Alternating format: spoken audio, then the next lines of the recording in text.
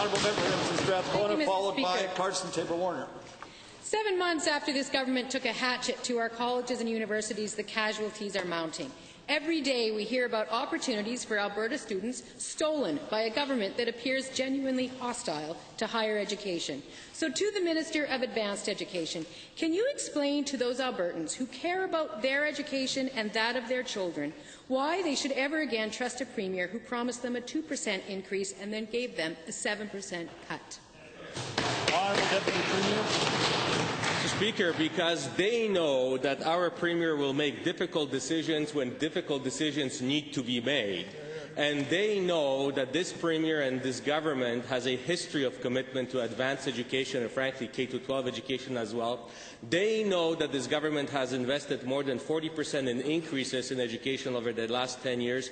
They know that Alberta advanced education is one of the highest funded advanced education systems in Canada. And they know that they're getting world-class education in this province from kindergarten till whenever they choose to stop educating themselves.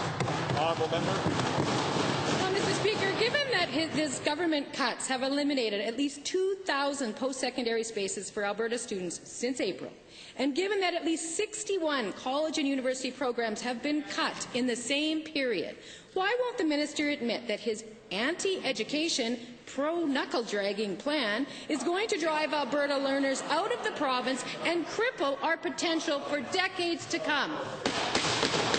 Honourable.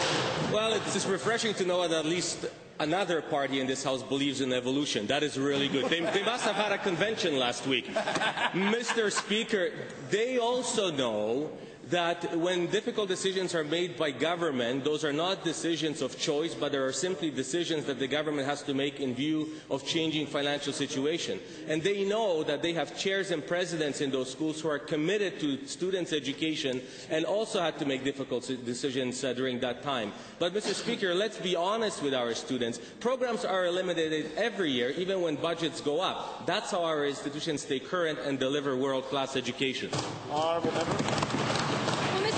Given that this government's cuts have shut down over 2,000 student spaces across the province, while at the same time the U of A is forced to contemplate increasing spaces for international, high-paying applicants to raise dollars, why won't the minister commit to making space available for every willing Alberta student instead of slamming the door on them and converting our colleges and universities into international fundraising machines?